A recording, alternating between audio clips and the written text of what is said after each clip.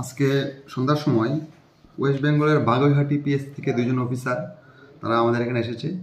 তাদের এখানে একটা উমেন রিলেটেড সাইবার ক্রাইম কেসে, যার কেস নাম্বার 752/2024, ওই কেসে তারা আমাদের বিশ্রামগঞ্জ থানার সহযোগিতা নিয়ে বিশ্রামগঞ্জ বাজার রেড করে এবং সেখান থেকে তারা ওই কেসের এফআইএনএমডিপি দেবাশিস সূত্রধর নামে একজনকে তারা অ্যারেস্ট করেছে। তারা আজকে আমাদের এখানে আসামিকে রাখবে, সেফ কাস্টডির জন্য তারা প্রেয়ার দিয়েছে। আগামীকাল সকালে তার ফ্লাইটে তারা আসামিকে নিয়ে কলকাতায় চলে যাবে। দেবাশিস ছেলেটা কি করে?